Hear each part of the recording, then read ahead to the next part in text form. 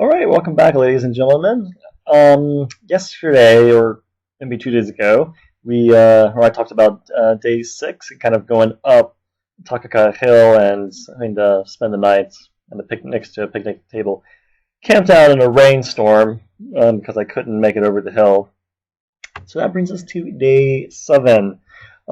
Next morning, got up. It actually stopped raining. Sun came out, and I started to basically reload everything onto the old-fashioned bicycle, and hit the road again. Started pedaling a few kilometers. Finally made it to the top. You have no idea how happy I was when I saw the sign. It said Summit. I was thrilled. And then it was basically this really pretty intense and steep, super fast 8 kilometer, 6 kilometer downhill ride.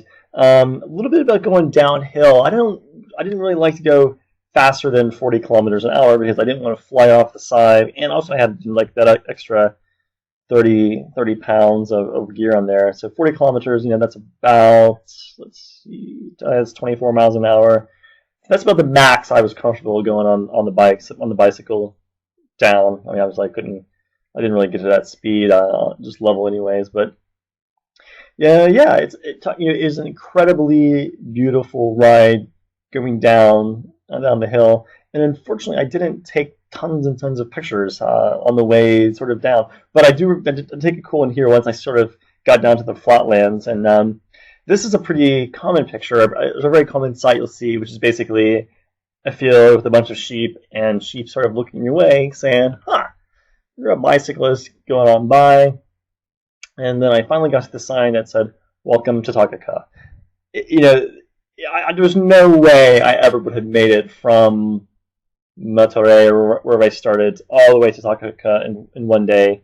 Even if I didn't do that detour, it would have been a big day, And I sort of learned this later on, but if you want to do a big day in the winter, you means getting up at 6 a.m., having breakfast, loading the bike, and basically being on the road at 7 a.m. at first light, because you only have that 7 a.m. to really 5 p.m., maybe 5:30 at the latest, kind of window, because it is winter there. So there's a sign. I spent 3 nights in Takaka, and I'm going to show you some of the pictures of what I did around. So I got there, I stayed in this backpackers. Don't have a picture of the backpackers, but there's a few there. They're all pretty nice. I'm not going to really mention this backpackers was awesome, this one's not, because you generally get pretty good quality of where you're going to stay, no matter which one you pick. So I was just taking day trips out from Takaka, and I didn't actually take any pictures of Takaka because the actual town there's not really much to take. It's sort of a couple streets and nothing too exciting in the town. But what I did was each day I sort of basically went out and did some day trips using my bicycle. So I went down here one day to Pahara, and this was a really beautiful sight. You can see I'm sort of really kind of on a cliff. You can't really see I'm on a cliff, but I've basically climbed into this little small park up this little hill area, and that's the view of the sea. So there I'm basically looking, just trying to think I guess I'm actually sort of looking northeast out of Golden Bay. So Golden Bay is a peninsula. They call it, yeah, Golden Bay, but I guess there's also a Golden Bay, but then Golden Bay refers to an area as well. Anyways, you can kind of see what it looks like. A lot of farmland, really beautiful coastline, and you run across these occasionally, the little penguin signs. Watch for penguin crossing, and I just thought that was really funny. So, yeah, I'm gonna take a picture of that. Yeah, here's a couple more pictures of the coast. That's just actually on the coast too. Some really interesting rock formations. This is quite common. Usually on the coast, small harbors have a lot of people have boats there. It seems. I mean, I don't know what percentage have boats, but I feel like in relation to the population, there were just boats all over the place along the coast. And yeah, that is a beautiful picture really blue sky, lush green.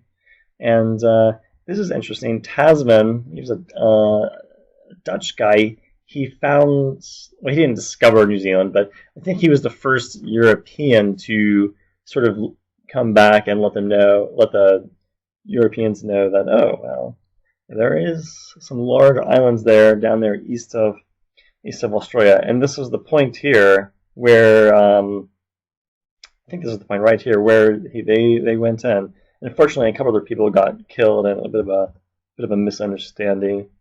Kind of like hike back to this small waterfall area, cool river. You're going to see lots of rivers if you go to New Zealand. They're just everywhere. And I think, being on the bicycle and doing day trips, you kind of notice them more because you're in the car. You're not zooming by if you're crossing a river, basically. Here, I was actually just walking across.